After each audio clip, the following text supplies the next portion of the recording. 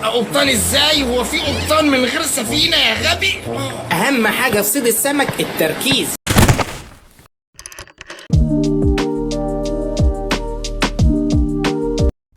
في رمضان 2006 نزل لنا واحد من علامات السيت كوم المصري، وكمان من أنجحها، وهو مسلسل راجل وست ستات. مسلسل عائلي جميل، حتى فكرته إن الراجل عايش مع ست ستات دي لوحدها تنجح. بس احنا هنركز مع حاجة تانية. دول حبيبي. رمزي شخصية طفولية كبيرة في السن شوية، بس لسه عقلها صغير، فده قربنا منها أكتر. وسامع عرف يستغل ده وينجح المسلسل ويعمل شخصية بطفولة رمزي بس أهدى شوية، يعمل لنفسه بداية تاريخ مع الأطفال. وطبعا أنا بتكلم عن عبودة. مسلسل عبودة ماركة مسجلة. وسامح يتحب عند الأطفال أكتر وأكتر، وده يحمسه يبدأ مشروعه الخاص مع صديق ليه رئيس تحرير مجلة أطفال ومؤلف كمان لمسلسلات الأطفال. بس احنا عايزين نعرف إن في الوقت ده كان في سباق رمضاني شغال غير سباق المسلسلات، هو سباق مسلسلات الكرتون. السباق ده بدأ من سنة 98، ومن ساعتها بينزل لنا أفكار كرتون كتير. من أول بكار، ده كان فكرته إن كرتون مصري خالص، بعدها بكام سنة ينزل لنا زوزة وجرجير، كرتون الكبار فقط زي سلطة بلدي والتحفة الرائعة طبعا سوبر هنيدي. فسامح بعد ما عمل شركة الإنتاج كان عايز يدخل السباق ده، فكرة جديدة استغل فيها حب الأطفال ليه، ونزل لنا بالقبطان عزوز. المسلسل نزل واتحب جدا، فاحنا عايزين نعرف ليه بنحب القبطان عزوز. الفكرة بدأت زي ما قلنا من شراكة أصلا ما بين سامح حسين وصديقه مؤلف مسلسلات الكرتون، وكان أول مسلسل عملوه مع بعض ما كانش القبطان عزوز، لا ده عملوا فكرة مسلسل كرتوني تاني كان سامح برضه بيمثل فيه بصوته. وكان فكرة المسلسل ده عبارة عن 2 صعايدة بيتكلموا عن النت، بعدين هما كبروا الفكرة وعملوا لهم مثلا كفر وكبروا العالم ده، ونزل لنا العمل ده وحبيناه كلنا. ولو انت ما تعرفش انا بتكلم عن ايه، انا بتكلم عن بسنت ودياست. ايوه بالظبط، انت سمعت ان صح. هي دي العولمه يا بنت الناس، ايش فهمك انت؟ بس المفاجأة هنا مش هتكون لما تعرف ايه المسلسل، هتكون لما تعرف مين المؤلف وصديق سامح. في جزء منكم اكيد خمن صح، انا بتكلم عن احمد امين. في جزء منكم حتى لو ما خمنش صح وعرف انه احمد امين مش هيستغرب، لان الشخص ده معروف بابتكاراته الجميلة اللي بيعملها للاطفال. اتجهت لصحافة الأطفال لأن هي ميكس ما بين الرسم والكتابة. وعلى فكرة أحمد أمين مش بس كتب بسنت ودياست، لا ده قبل كده كان عامل كوكب كراكيب، أول كرتون مصري 3D ونزل بسنت ودياستي نجح نجاح كبير جدا لدرجة إن هم عملوا منه 4 أجزاء. ونجاح بسنت ودياستي كان فيه نجاح كمان للشخصية جواه، شخصية رفاعي العسكري اللي في الجيش، واللي عمل صوته كان سامح حسين. فحصل كلام مع مسؤولين الإنتاج إنه يعمل كرتون خاص بالعسكري ده بس، بما إن الشخصية بتاعته علقت مع الناس وكمان هي شخصية جميلة. دور العسكري اللي موجود في المسلسل انا عايزك تعمله مسلسل لوحده.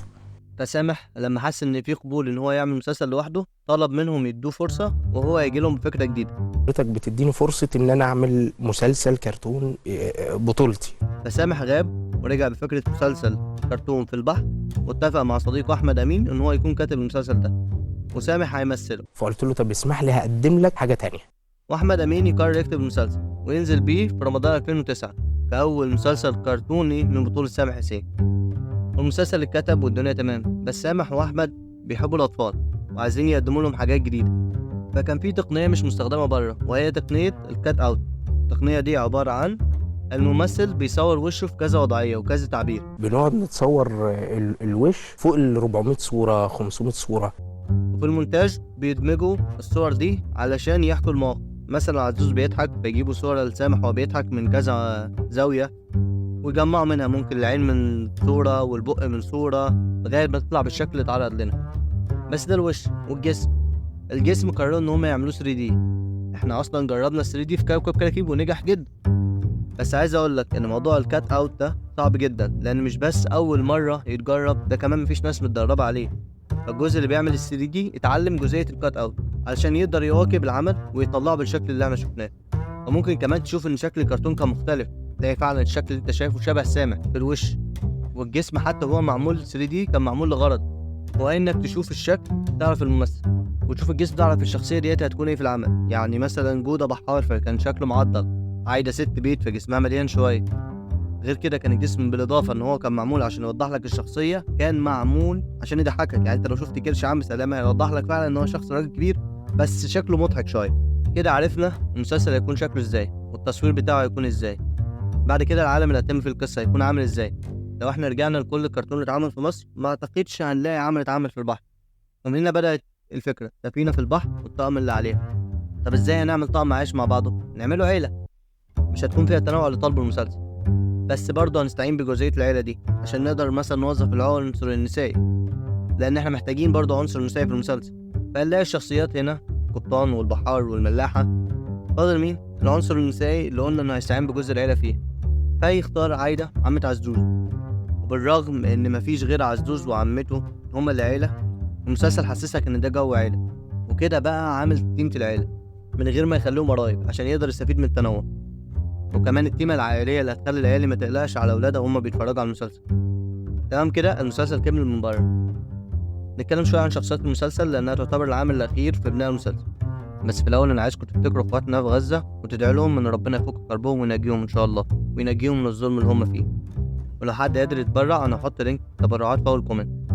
نرجع للمسلسل. احنا قلنا الشخصية تعتبر العامل الاخير في بناء المسلسل، ونبدأ بشخصية المسلسل من جودة. جودة حرفيا هو رمزي من رجل ست. واضح ان الكاتب تأثر بيه وعارف قد ايه الاطفال بيحبوه فقرر يقدمها من خلال جودة. العمل الصوت بتاعها سليمان عيد. بالاضافة غير ان سليمان دمه خفيف ان فعلا عنده القبول ده، ولو عمل الشخص الطفولي شوية وزي ما قلنا في جزئية الشخصيات شكل جسمه مع العقلية اللي بيفكر بيها كان بيضحك اكتر. وبعدين يجي عم سلامة الراجل العاقل. بص، في قاعدة في الكوميديا انك مثلا لو هتجيب شخصية غبية لازم مثلا تجيب شخصية ذكية عشان يتشل من التصرفات الغبية اللي بيعملها. فانت لو ما ضحكتش على غباء الشخصية بتضحك من رد فعل الشخص التاني. انا حاسس ان انا وايد كوميدي سيكا. دور الذكي والغبي ده ما بيفكركمش في حاجة؟ لا تراجع ولا استسلام، هذا له مسراج مهم. وهنا اللي كان قايم بالدور بتاع عم سلامة عشان يكون انعكاس لجودة وغبائه. عم سلامة مش ذكي جدا برضه، هو كمان اذكى من جودة بحاجة بسيطة بس اغبى من المشاهد. ونيجي بقى للدور النسائي واللي قلنا ان الكرتون استعان فيه بجزء العيلة عشان يقدروا يدخلوا عائلة، وانها تكون عمته مش اخته او مراته مثلا. ده كان اختيار كويس عشان مش بس تطلع مواقف من عزوز، لا ده عشان تطلع مواقف من كل الشخصيات. والشخصية اللي اترسمت عشان تكون رخمة او غلسة عشان لما تتحط مع جودة الغبي او عزوز يطلع من الجزء ده ضحك. ونيجي للقبطان عزوز اللي العالم كله معمول عشانه فلازم يترسم كويس. عزوز هو مش اغبى واحد مش اذكى واحد كمان. خلينا متفقين ان كل شخصيات العمل اغبى من المشاهد زي ما احنا وضحنا بجزئية عم سلام. ودي تيمة ايه لو تفتكروا؟ تيمة راجل وست ستات. رمزي ودولة الاتنين اغبى منه، عشان كده انت كنت بتضحك على غبائهم. حتى انتصار العامة الرخمة موجودة بنفس الطريقة ونفس السخافة في راجل وست ستات. نرجع لعزوز. عزوز اللي زي ما قلنا مش اذكى واحد، فكل تصرفاته لو كانت موجودة هتضحكك ولو كانت لوحده هتضحكك، بحكم ان اتفقنا انه مش اذكى منه.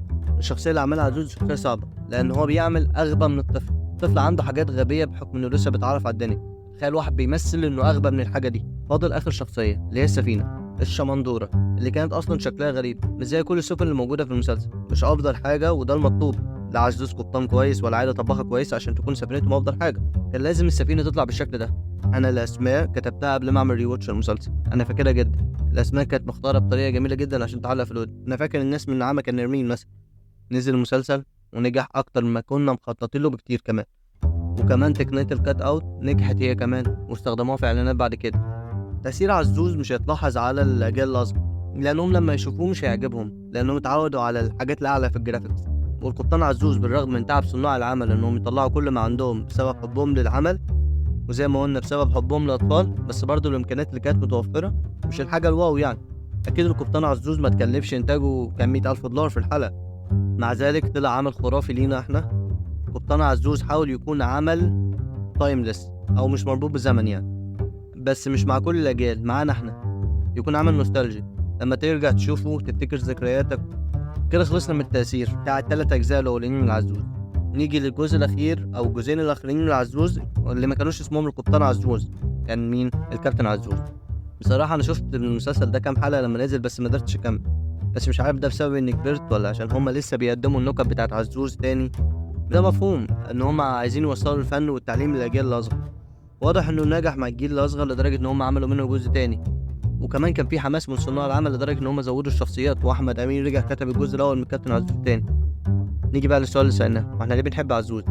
حبينا عزوز عشان افكاره الجديده زي ما قلنا في وقتها، ان المسلسل كان موجه لينا من جهه مصريه، وده يعتبر السبب الاكبر ان دي حاجه مصريه، حاجه الاهالي مش هتخاف علينا واحنا بنتفرج عليها. على فكره بالرغم ان الجوده اللي طلع بيها القبطان عزوز ما كانتش افضل جوده لافلام الكرتون او مسلسلات الكرتون في الوقت ده، بس دي حاجتنا الخاصه، والصناع عملوا جهدهم. دول كمان جربوا فينا نوع جديد بس عشان يقدروا يقدموا لنا حاجه جديده وحاجه تعيش. وهنا عايز اسال سؤال، احنا ليه ما بنبدعش؟ ليه ما عندناش كرتون بتاعنا؟ ليه ما عندناش كرتون بافكار جديده؟ ليه ما عندناش بكار جديد؟ وما اقصدش انك تعمل عمل بامكانيات عاليه، هي حلوه بس فين الفكره الجديده؟ والكلام ده ينطبق كمان على عزوز، فين الفكره الجديده؟ احنا ايه غير يحيى وكنوز اللي بنعمله؟ بصراحه انا ما اعرفش كمان درجه نجاح يحيى وكنوز، بس بما اننا في مقاطعه واكتشفنا ان عندنا منتجات مصريه ما كناش واخدين بالنا، ايه نعمل مقاطعه للكرتون كمان عشان يعملوا لنا افكار جديده؟ انت عندك تاريخ كبير ممكن تطلع منه بحاجات كتير، واشطح بخيالك زي ما انت عايز. الكرتون اتعمل عشان تشطح بخيالك، تقدر تقول فيه اللي ما تقدرش تقوله في الافلام او المسلسلات.